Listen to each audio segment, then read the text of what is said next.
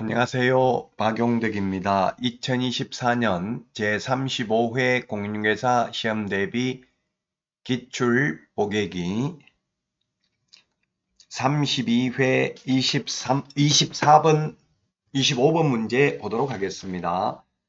자, 반드시 등록을 취소해야 되는 경우입니다.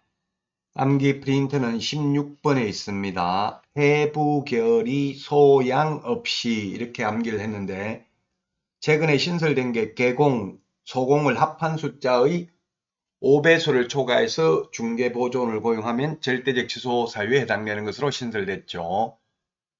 자, 그래서 암기 프린트 16번에 있고요. 암기 프린트는 네이버 카페 박용덕 박사의 부동산 여행에서 다운로드 받을 수 있습니다. 사망, 해산, 등록을 취소해야 되고요. 그 다음에 거짓 부정한 마음으로 등록한 경우 이중 등록, 금고 이상 집행유예를 받고 유예기간에 있게 된 경우 집행유예 더하기 2년간 결격 사유에 해당되는 것으로 밝혔죠. 2년간. 그래서 유예기간 경과 후 2년간 결격 사유니까 유예기간 중에 있다면 당연히 등록을 취소해야 되겠죠. 유예기간 경과 후 2년간은 결격 사유고 결격 사유에 해당되면 등록을 취소해야 됩니다. 암기 프린터 16번에 있습니다. 자, 그러면 다음 내용 보도록 하겠습니다. 이 행정처분이 시험에 두 문제 정도 출제됩니다. 26번입니다. 보정설정에 대해서 옳은 것은 했는데 개업공개사가 보정설정 신고를 할 때 등록관청에 제출해야 될 증명서류는 전자문서로 제출할 수 없다 했는데 전자문서로 제출할 수 있습니다. 전자문서 불가능한 것은 암기 프린트 50번에 규정을 해놨습니다. 자, 그 다음에 보정기관이 보정사실을 등록관청에 직접 통보한 경우라도 등록관청에 보정설정 신고를 해야 된다. 직접 통보한 경우는 신고를 생략할 수 있습니다. 자, 그 다음에 다른 보정으로 변경하려면 이미 설정된 보정의 효력이 있는 기간이 지난 후에 다시 설정해야 된다 했는데 지난 후에 다시 설정하는 게 아니라 효력 있는 기간 중에 언제든지 가능합니다. 5번 보정 변경 신고를 할 때 손해배상 책임 보정 변경 신고서 서식의 보정란에 변경 후 보정 내용을 기재한다. 이게 맞는데요.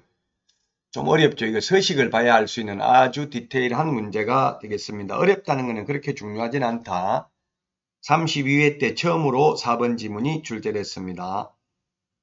이 4번을 몰라도 다른 게 다 틀렸죠. 5번 개업공개사가 보정보험금으로 손해배상을 한 때에는 그 보정보험 금액을 보전해야 하며 다른 공제에 가입할 수 없다 했는데 다른 공제에 가입할 수도 있습니다. 보정보험으로 손해를 한 때는 그 보정보험 금액을 보전해야 된다. 예, 구상권에 행사당합니다. 결국은 1억 손해를 입혔으면 1억 토해내야 됩니다. 결국은 개업공개사가 다 손해배상을 해야 되죠. 보증보험, 공제, 공탁 3개 중에 아무거나 가입해도 됩니다. 3개 다 가입해도 됩니다. 그래서 다른 공제는 가입할 수 없다. X가 되겠습니다. 자, 다음은 27번 문제 보도록 하겠습니다.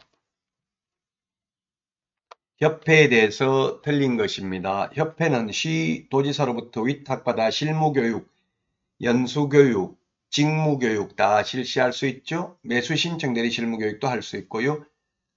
자, 그 다음에 협회는 공제사업을 하는 경우 책임준비금을 다른 용도로 사용하려면 국토부 장관 승인을 얻어야 되고요. 책임준비금 10% 적립해야 되죠. 제하. 이번 협회는 공인중개사법에 따른 협회 설립 목적을 달성하기 위한 경우에도 부동산 정보 제공에 관한 업무를 수행할 수 없다 했는데 정보 제공에 관한 업무를 수행할 수 있습니다. 그래서 틀렸네요. 그 정보 제공 업무 뭡니까? 바로 한방 정보망을 운영하고 있습니다.